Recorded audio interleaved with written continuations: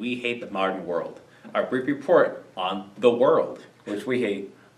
I'm your host, Jordan. And I'm Rueben. Today we'll be discussing the subject of the use of science and its effects, its harmful effects. Harmful effects on the society. Science. To start off, the Industrial Revolution has become a big boom recently, with its new discoveries like the cotton gin, the telegraph, and the steamboat. Power loom.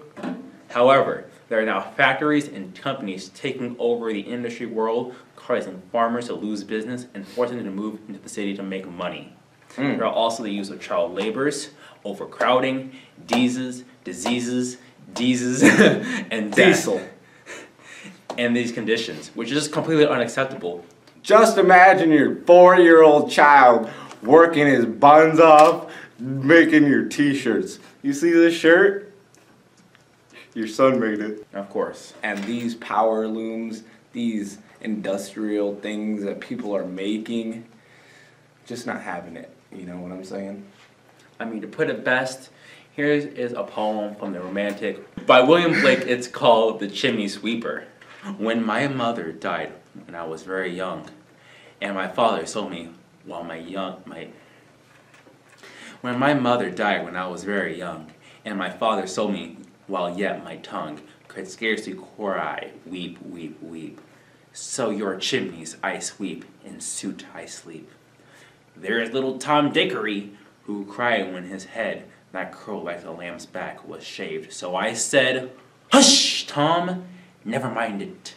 For where your head's bare, you know the suit cannot spoil your white hair. And so he was quiet, and that very night, as Tom was asleeping, he had such a sight that thousands of sweepers, Dick, Joe, Ned, and Jack, were all of them locked up in coffins of black. And by came an angel who had a bright key, and he opened the coffins and set them free. And then down a green plain, leaping, laughing, they run. And wash in a river and shine in the sun.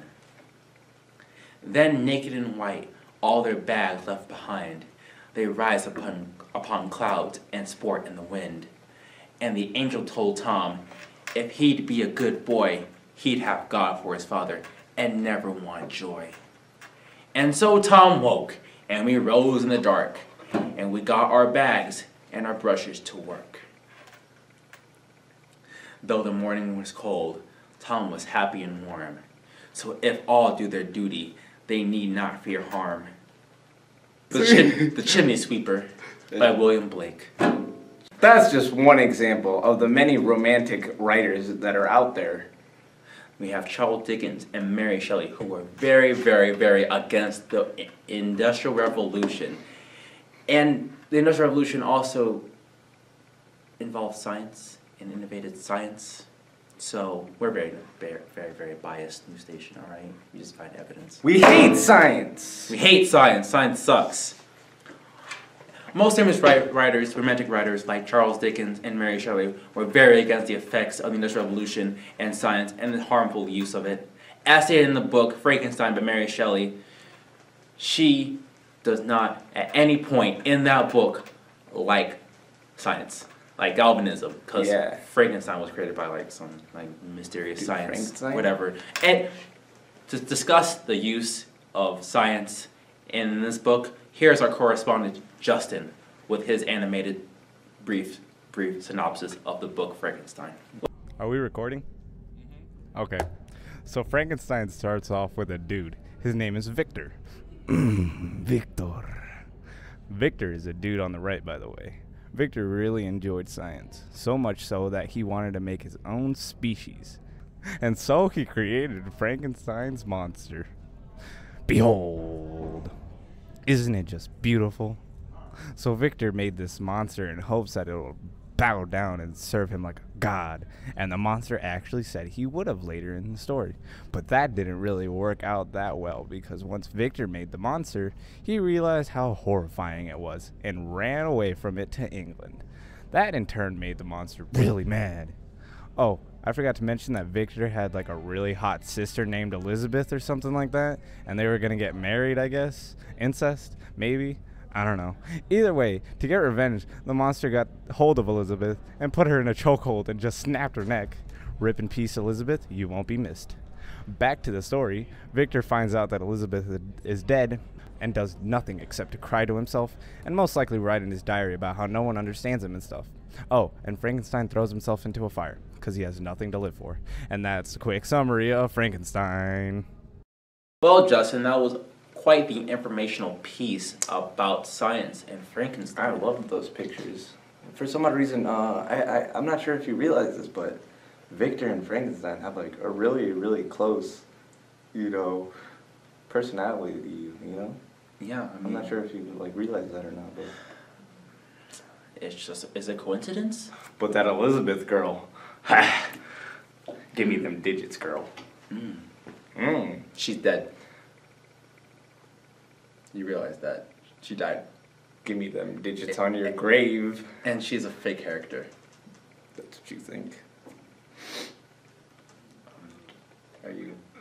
Are you saying Frankenstein's a fake character? Well, I mean, obviously, it's based on the effects. Based on a true story that happened down in Antarctica, down in the Norways of Denmark. It's all true. I'm just stating that, like Mary Shelley wanted this book to be perceived as the negative and the harmful effects of galvanism, which is a science that was used in the Industrial Revolution for autopsies and anatomies. So that was used in the story. And so this book pretty much tells you how galvanism and science should not be useful and should not be effective in society. Or how others taken it, they say that Frankenstein is the living embodiment of science. So as you can see during the story, Frankenstein just wreaks havoc, killing people and hurting people's feelings. So they act as though that was actually science, it harms others in some ways. Absolutely. Well, this concludes today's broadcast and presentation of We Hate the Modern World. I hate the modern world. I also hate it as well. So much. This has been We Hate the Modern World. This is Jordan. I'm Ruben. Welcome to Dead Inside Newscast. I'm dead. I'm inside.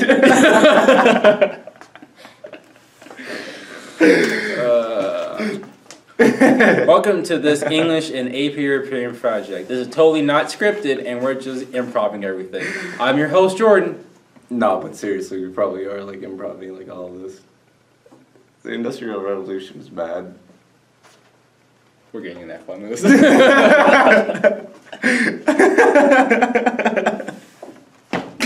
Alright, no, but in actuality, Do you want your 6-year-old going and being pretty much a slave in the workforce? do you want me to go and work for you? I will. Cut it!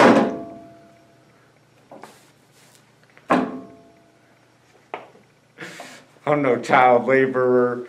You can't make me do anything. I mean, to put it best, here is a poem from the romantic William Blake called The Chimney Swiffer. That's not what it's called. I call it chimney sweeper. By William Blake, it's called The Chimney Sweeper. Swifter, sweeper. The Chimney Swiffer. Swiffer? The Chimney Sweeper. Sweeper! Chimney sweeper, sweeper. Jeepers, creepers. Sweeper, sweeper. Dude, have you ever seen how bump Mr. Getchell is?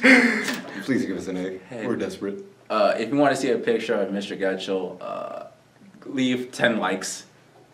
We'll send you a picture of Mr. Getchell Autographed as well. by the man himself. He doesn't break any pens. The man, the myth, the legend, Mr. Getchell. Why is this still going on? Alright. Hashtag to school for cool. Anyway, hope you guys enjoyed this or didn't enjoy. We don't really care.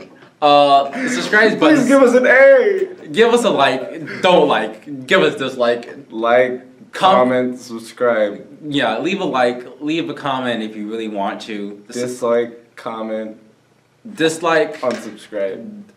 leave a hurtful comment, and unsubscribe, please. The unsubscribe, subscribe button somewhere around here. No, it's not. Yes, it is. No. Yes, it is. I'm too lazy to put that in. Unless you're gonna put it in. I'll put it I'm too in. lazy. How do you turn this thing off? Hey. How do you turn this thing off? Stop.